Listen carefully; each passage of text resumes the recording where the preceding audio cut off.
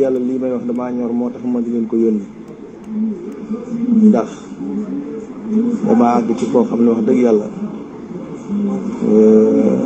li ma yónn bu ci lii toppee nag nday diis tudduma kenn tuddaguma nag baatub kenn waaye bis ni tey daal maa ngi lay yónni ci ñoom yéen ñett ñooñu yow Ousseynou Mbaye ak sëñ Ahma di ko tàmbalee ci Daba Ndiaye ba ci doomi Ousseynou Mbaye ji ma mujj yor muy maam Jaara bis ni ko tey na nga leen leeral ñoom ñëpp ñu ne ci bitim réew ñu ne ci biir réew mi bis ni ko tey jéggal naa ñëpp ci wàllu soxla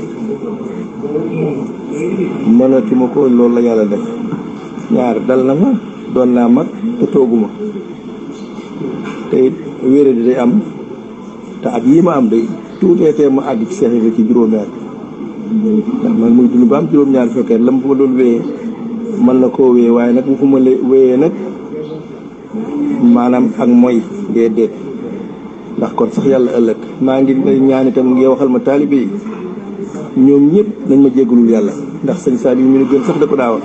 ndax xawma lu ma tooñ yàlla ba tax mu teg ma witiis moo tax ma bëgg nga jottali ma jar nañ ko wax ci rajo yi war ñu sëñ Cheikh Ndigal nee na képp ku ko yaakaar wala ku ko bëgg na nga ko jéggalul yàlla ndax xëy na daa def loo xam ne nii moo tax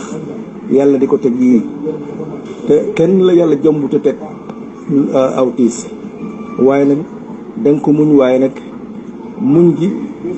mooy haqiqatu tawba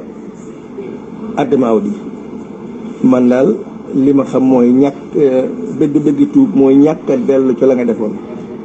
man nag li ma fas yéene ci li ma jublu xaw ma lu ma weesu waaye li ma jublu soobu yàlla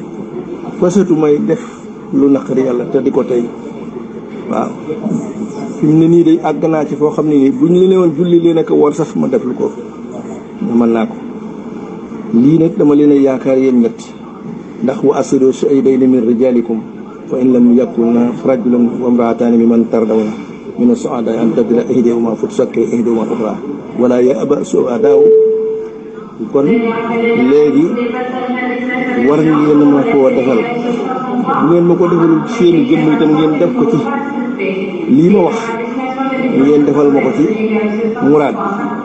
ngeen xam ni maanaam maa ngi ñaan nag bu ma kenn demal ci kilifa